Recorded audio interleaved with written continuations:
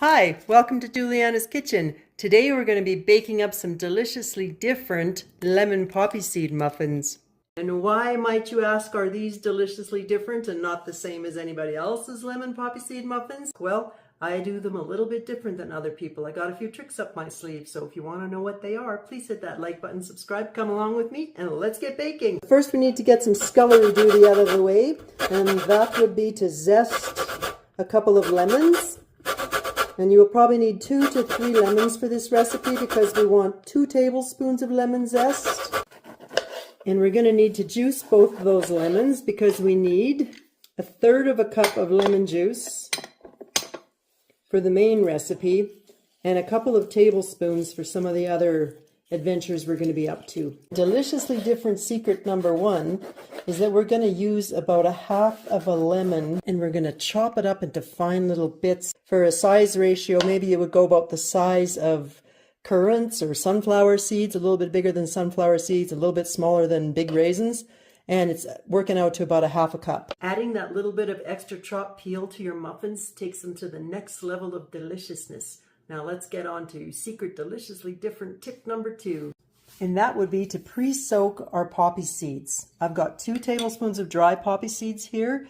They tend to suck the moisture out of your muffins, so if you pre-soak them, they don't do that so much. I am actually going to just add the chopped citrus peel to that as well, along with 2 tablespoons of lemon juice.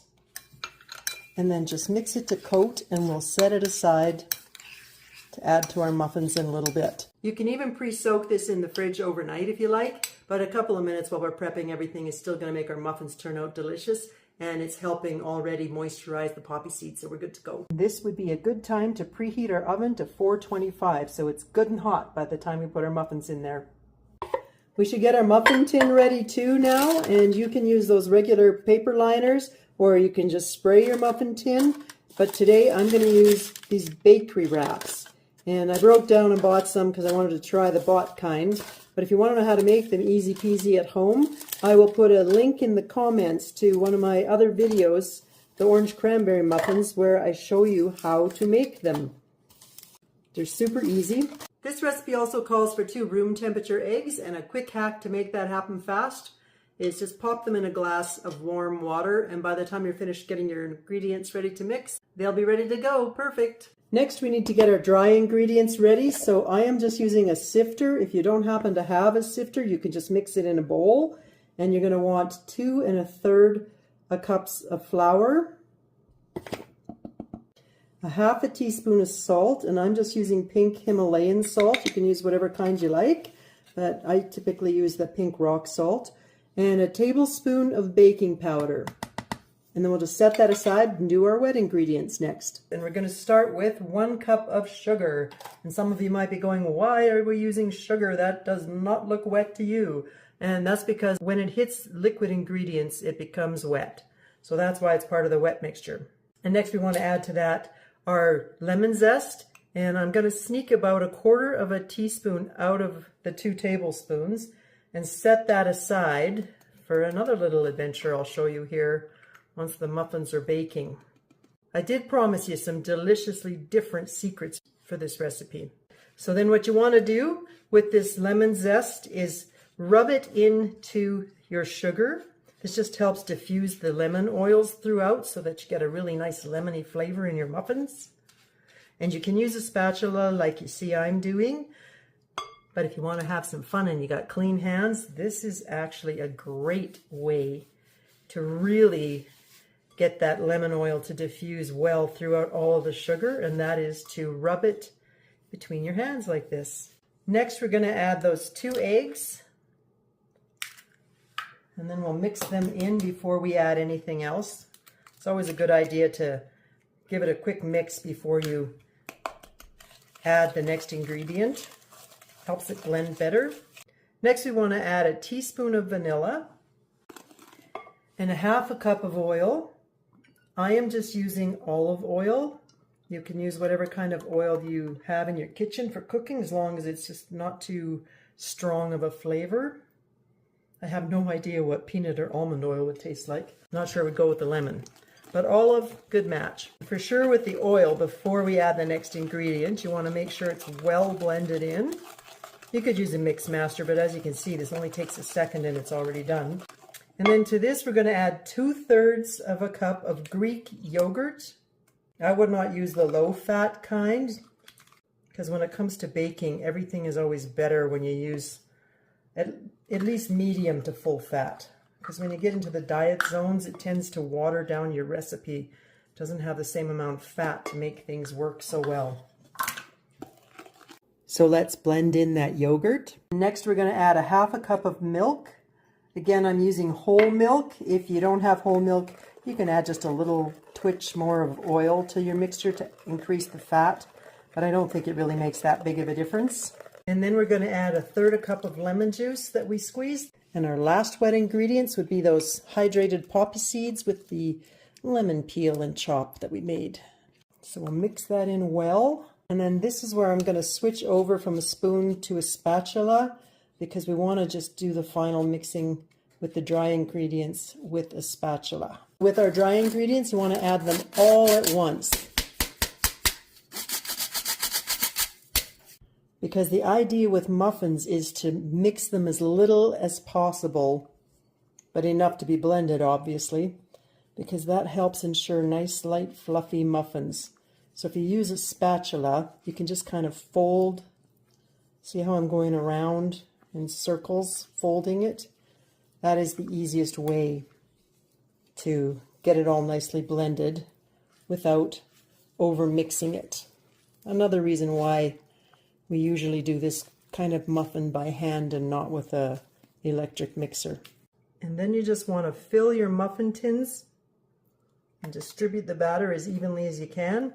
If you happen to have one of those easy release ice cream scoops, that would be perfectly awesome for this kind of job. But as you can see, a spoon and spatula does the trick just fine too. And now we're just going to pop them in the oven at the 425 temperature for 5 minutes, and then turn it down to 400 and continue baking for about 15 to 20 minutes. We could stop now, pour ourselves a cup of coffee, put our feet up and wait for the muffins to finish baking, but there's one more thing I like to do, and that's to make a lemon glaze. And there's 2 schools of thoughts on how you can do this. You can either add it when the muffins are warm or when they're cold. And my mom always poked holes in the lemon loaf and put the glaze on while it was warm, because it soaked in more and you got more of that zingy lemon awesomeness throughout your whole muffin. You can add it cold if you want, or warm. Either way, let's make the glaze. And making the glaze is super easy, super fast. You want to use 1 cup of icing sugar, or powdered sugar is what it's called in some countries. And then 2 tablespoons of lemon juice approximately, that's what we're going to start with, and 1/4 teaspoon of lemon zest that I already mixed in with the juice here. And just whisk that together until you get a nice glazy consistency. So that's where we may need more lemon juice comes in, but the sugar absorbs the liquid pretty fast, as you can see. So we may not need much more. That's a pretty good icingy, glazy consistency. But I think we need just a drizzle more of lemon juice. So I think I added about 1/4 teaspoon. If your muffins aren't ready yet, or you're going to do the cold glazing version, then you want to cover your bowl with some plastic wrap. Or I'm going to show you one of my other favorite kitchen icing hacks. And that would be, if you don't have a fancy icing bag, just use a Ziploc baggie. And to fill it, you just put it in a glass like this. It's way easier to get the icing in there. Fill it with your icing. All you need to do then is squeeze the air out of it, tilt it on its side so that all the icing kind of runs to one corner of the bag. And it can just stay in there airtight. It won't dry out and get lumps in it. And when you're ready, you just snip the tip off and glaze your muffins. And I'd say our lovely muffins are done, but this is how you tell. Don't take my word for it. You do the toothpick test. Insert it in the middle and it should come out nice and clean. It's okay if it has a little bit of crumb, but if you feel it and it's still sticky, then you know you got a little baking to do still. Since I'm a bit of a mad scientist at heart, I'm gonna only do a couple of the muffins the way old school my mama used to do it, where you poke a few holes in the muffin while it's still warm, and then we'll pour the glaze on it. And the idea being that you want some of the glaze to soak in through the holes. And this icing is going to run because it's very liquidy, so I'm going to turn the bag pointing up to the ceiling, snip the tip off, and then away we go. Yay, it's not quite as runny as I thought it was going to be. Thought we were going to have icing flying all over the place. There you go. So these two are going to get the glaze early on, and I need to let the rest of the pan cool and we'll do the other ones. They turned out awesome, guys. Have a look at these. And I honestly can't tell which one tastes better. I think they're just as good whether you put the glaze on warm or put it on cold. And just so you can see, this was the one that was glazed early and when it was warm, and this is the one that's glazed cold. So it's about a 2%, 5% difference in appearance, how good they look. But the important part is how delicious they are and how fluffy they are. Let me just get this peeled and I'll show you. I can't show you delicious. You're going to have to make them to try. But look at how soft and beautiful the crumb is on those. I hope you had some fun baking with me today. Thanks for stopping at the kitchen. We'll see you on the next video.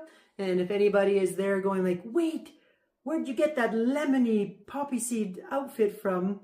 I know this really cool artist who designed the aprons, and I will put a link in the description for you.